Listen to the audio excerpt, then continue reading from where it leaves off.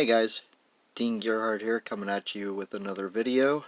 Episode 7, 1956 Topps Baseball Near Complete Set. This is another set I started back in 2011. My first intentions on this set were to buy them all PSA graded 7 or better. After buying the first 30 or so, I decided that it would be too expensive to continue that venture that way, so I started buying them raw, looking like they were going to grade a PSA 7 or better. I'm down to just needing about 11 more cards for the set and the 2 checklists. The ones I need still are the Ted Williams, Sandy Koufax. I need a couple team cards, New York Giants, New York Yankees. I need Don Newcomb, Whitey Ford. I can't think of the other ones. But anyways, this by far is my favorite set out of the 50s decade. This is the first year that they came out with horizontal pictures of the cards. You'll see here I have a couple. These are photocopies of the actual cards I have in the PSA graded 7 holders. I don't have them all photocopied yet, but eventually I will. And like I said, I'll show you the PSA ones I have. And I'm going to show you the highlights of my collection here. Al Kaline, Hall of Famer.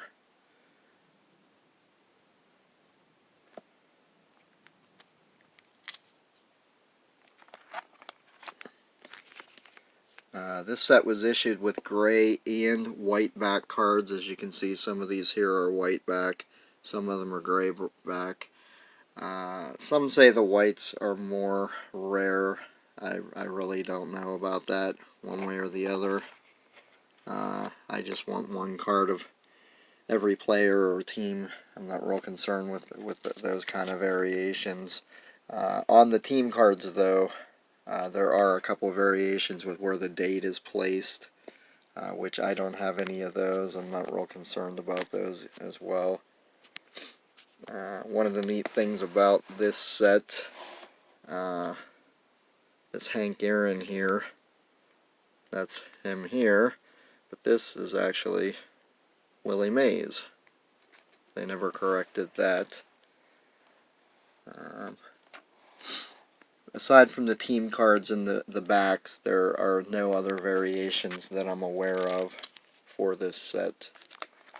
There's 340 cards in the set, plus the 2 checklists. I'm also going to try and get a wrapper as well. I try to get wrappers for all my sets. Unfortunately, though, the ones back from the 50s and 60s are quite pricey, so right now I only have them from 1970s. So this is one card that I might try to replace at some point, Roberto Clemente. Got a good price on it. It's off center, top to bottom. Couple soft corners. Like I said, I try to get them looking as close to a PSA 7 as possible, without actually buying them graded anymore. So I believe there was only about 12 teams back in the 50s, give or take. But this was the year I believe the Yankees played the Brooklyn Dodgers in the World Series, and I think Brooklyn won this year. I'm not 100% sure on that, though. But like I said, by far this is my favorite set from the 50s. Love this set. I've loved it ever since I first seen it when I was a kid. A good friend of mine was at a flea market one time, and he was helping an older lady with some cards that had belonged to her son. I guess he passed away or something, and they just happened to be these 1956 Topps baseball. So because he helped her out with pricing them and stuff, she gave him a bunch of cards, some Hall of Famers and stuff. And that's probably when we were about 14 or 15 years old, so that's when I was first introduced to this set, and I've always loved this set ever since then. Kind of wish he would have just bought them all off the lady, because what he got, they're really nice. So I said someday that I was going to build this entire set.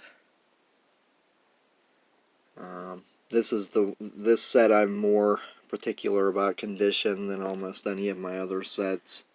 I just wanted to try to get the best that I could for the price. And when I buy these cards, I only get a couple a year because I'm so picky about them. Most of these I've bought in person. Gotten a few off of eBay, off select sellers, but the majority of these cards have been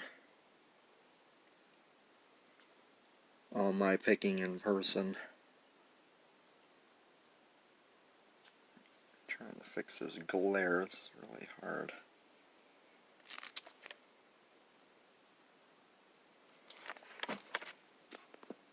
But there might be a couple here or there that I may choose to replace later on. Like this Al Smith here is a little off-centered top to bottom. But you can drive yourself crazy too, trying to find the perfect card.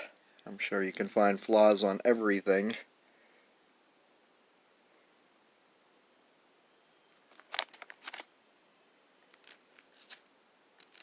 Nellie Fox, Hall of Famer. Richie Ashburn. Got a Phil Rizzuto up here. Just really nice cards. It's a Pirates team card. Minnie Manuso.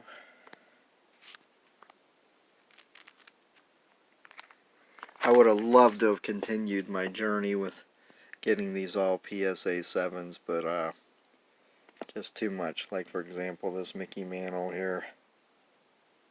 That would probably, at this point, it'd probably be over $2,000 to get a PSA 7.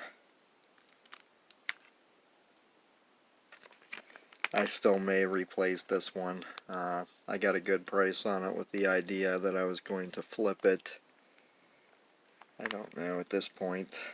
I may just keep it. It's off center, top to bottom, a little bit. And it has this mark right here. I think it has a soft corner up here, maybe here. I don't know. They're just getting to be so high now and priced, I may just keep what I have. And that one's a gray back.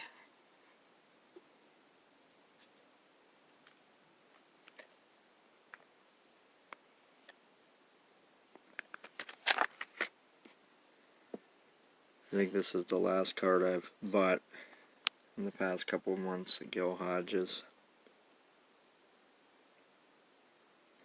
There's the Duke Snyder. Love that card.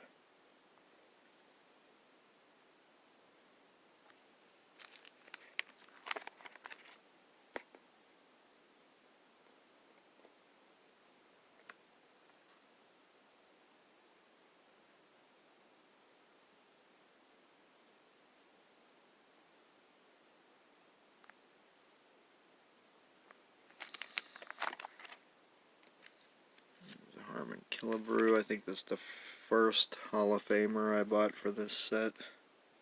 And it is a tweak off center top to bottom as well.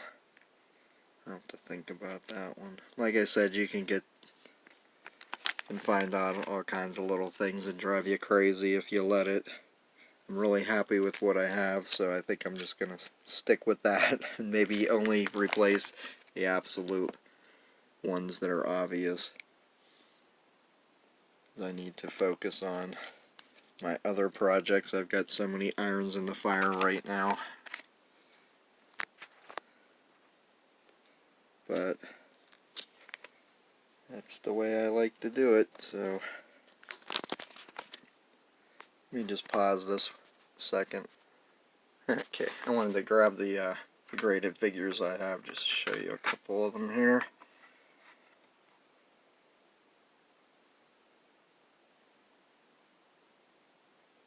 Boone, PSA, Near Mint 7. These are the ones I had photocopied in the book. Got about 10 or so of them done. It's a process. It uses up quite a bit of our ink too. So, Roy Face, hometown favorite.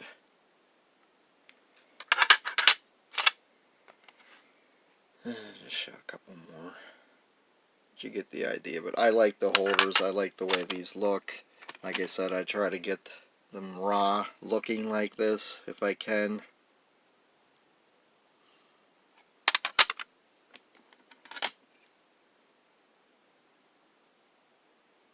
I think I also have one that's a 7.5. Some of these were under $10. Others, I think the average, I was probably paying about $15, $16 a piece for these. So that, like I said, this just gets to be too much after a while. I'm sure I could have got them possibly a little cheaper, but when I first started this, I just kind of went crazy and was buying up everything.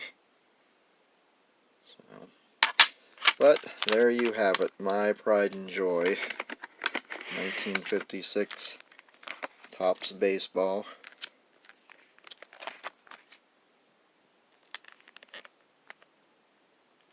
$340 card set, missing, like I said, 11.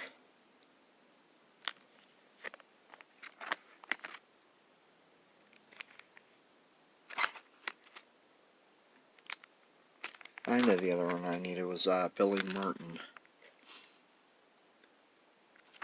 So I've been looking at a couple auctions. Pee Wee Reese, it's another one of my favorite cards there.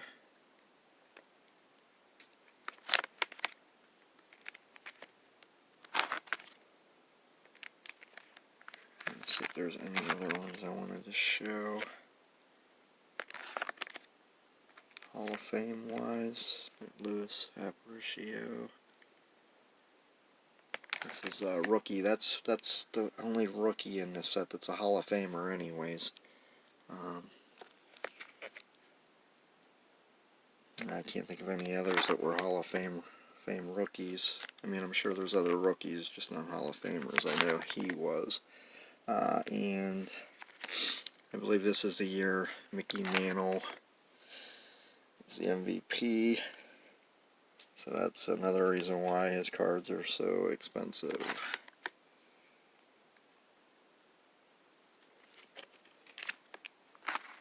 But that's about it, guys. Hope you enjoyed this. Have a good day.